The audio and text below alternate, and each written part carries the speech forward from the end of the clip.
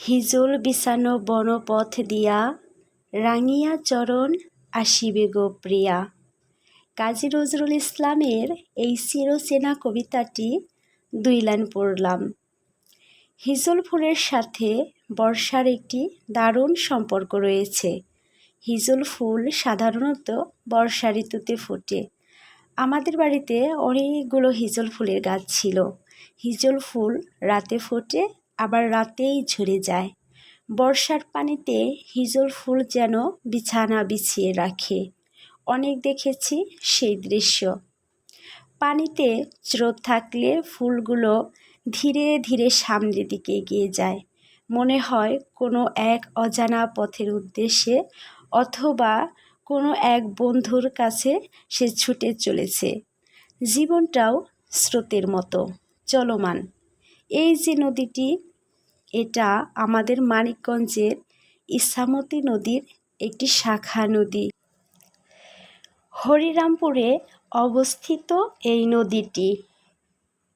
শুকনা মৌসুমে নদীটি শুকিয়ে যায়, আবার বর্ষায় নতুন পানিতে প্রাণ ফিরে পায়।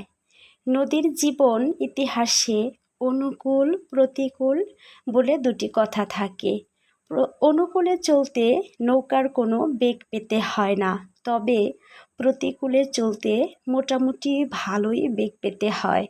সেইভাবে আমিও বলবো, একজন মানুষের জীবনও নদীর অনুকূল ও প্রতিকূল এর মতোই। আপনারা সবাই ভাবছেন এত কবি অথবা সাহিত্যিক ভাব নিয়ে কথা বলছি কেন। আজকে আমার সাথে এমনই একজন ব্যক্তি বলাটা ভুল হবে, নারী, একজন নারীর সাথে কথা হয়েছে। অন্যভাবে বলা যায় একজন স্ত্রীর সাথে কথা হয়েছে।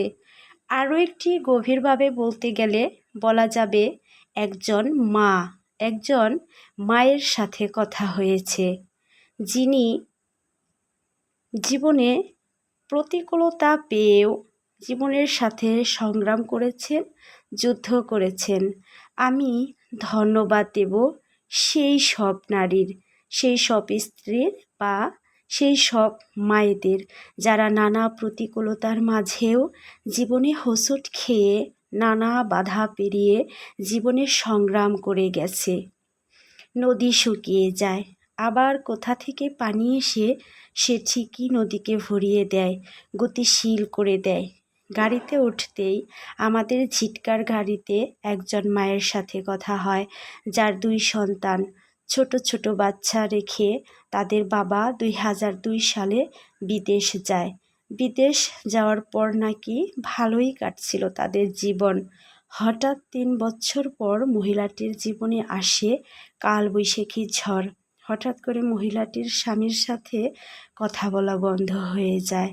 1 দিন, 2 দিন, 3 দিন, এইভাবে কয়েক বছর। আজ 2024 সাল, তবুও তার কোনো খবর নেই। কিন্তু মাটি থেমে থাকেনি। তার 2 সন্তানকে বুঝতে দেয়নি কষ্ট কাকে বলে।